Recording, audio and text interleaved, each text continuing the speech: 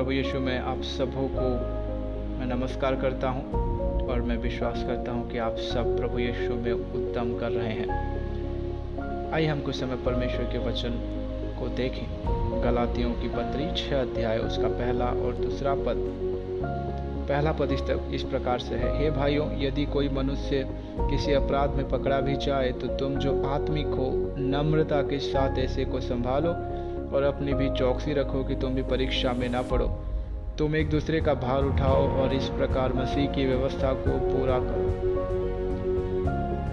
यहाँ पे पौलुस जो लोग विश्वासी हैं, जो लोग यीशु मसीह पे विश्वास करते हैं, उन लोगों को लिख रहा है कि हे भाइयों, यदि कोई मनुष्य किसी अपराध में पकड़ा जाए, वो कोई भी अपराध क्यों ना हो सकता है, झूठ बोल के पकड़ा जाए, चोरी करते हुए, हत्या करते हुए, व्यभिचार करते हुए, या कुछ भी अपराध क्यों ना हो, यदि कोई इंसान पकड़ा जाता है तो उसको नम्रता के साथ में संभालने के लिए पौलुस बोल रहा है। यहाँ पे नम्रता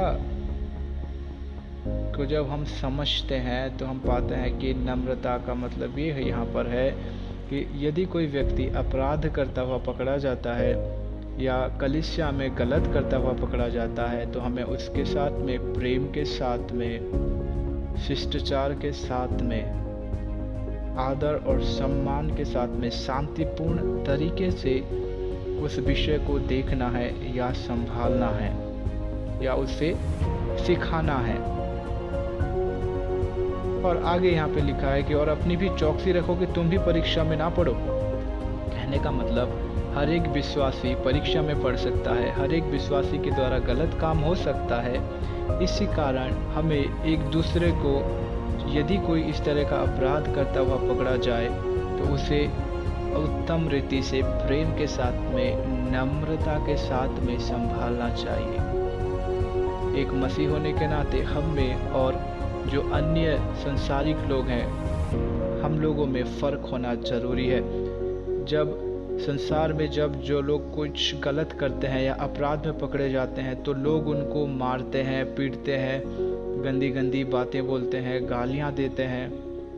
और आज हमारे चर्चेस में, आज हमारे कलीसियाओं में भी हम इन चीज़ों को देखते हैं कि यदि कोई व्यक्ति गलत करता हुआ पकड़ा जाता है तो जो चर्च के एल्डर्स हैं, जो बड़े बिलीवर्स हैं, आत्मिक लोग हैं, जो लोग परमेश्वर की महिमा करते हैं, वो लोग तुरंत ही जिस मुँह से परमेश्वर की महिमा करते हैं, जो दूसरों को सिखाते हैं, वही तुरंत ही उस अपराध किए हुए व्यक्ति को भला बुरा गालियाँ देना और गलत गलत बातें जो कि वचन आधारित नहीं है वैसा चीज़ों को करते हैं। हम ऐसा करके क्या हम दूसरों को एक अच्छा मैसेज दे रहे हैं? क्या हम दूसरों को अच्छा गवाही दे रहे हैं? क्या ये आत्मिक है? क्या एक आत्मिक व्यक्ति होने के नाते हमें क्या अपराधियों से इस तरह से व्यवहार करना चाहिए?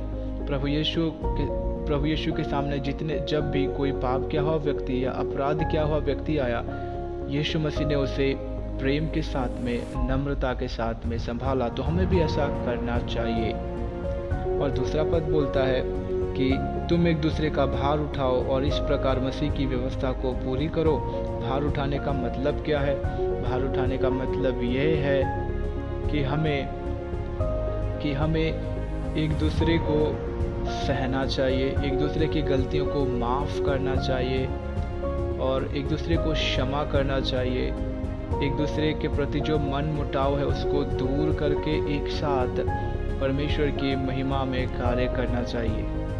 एक दूसरे को सहना चाहिए। और जब हम ऐसा करते हैं तो हम परमेश्वर की दी हुई आज्ञा को पूरा करते हैं। बोझ उठाने का मतलब है एक दूसरे से प्रेम करना या कलीसिया के अन्य लोगों से प्रेम करना। इसके बारे में हम मत्ती लिखी सुसमाचार 22 अध्याय उसके 39 पद में भी देखते हैं। यूहन्ना 13 का 34 में भी हम इस बारे में देखते हैं कि प्रेम होता है जब हम अपने पड़ोसी से प्रेम करते हैं तो हम, ये सबसे बड़ी आज्ञा है और हम जो व्यवस्था है उसको पूरा करते हैं। और जब हमें प्रेम होगा तभी हम एक दूसरे को बोझ को उठा सकते हैं, एक दूसरे को सह सकते हैं, एक दूसरे को माफ़ कर सकते हैं। तो आज हमने 2 बातों को सीखा इन 2 वचनों से। पहला कि जब भी कोई व्यक्ति अपराध करता है तो उसे नम्रता के साथ में, प्रेम के साथ में, आदर और सम्मान के साथ में हमें उसे डील करना चाहिए या संभालना चाहिए, ना कि संसारिक लोगों की तरह गाली गलौज और मार धाड़ और गुस्सा दिखाना चाहिए।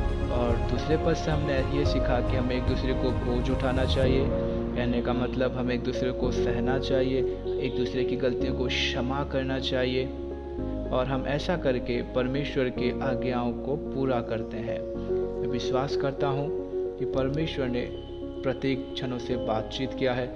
इन चीज़ों को अपने जीवन में बहुतायत से लागू करें और परमेश्वर हर एक जन को आशीष देगा।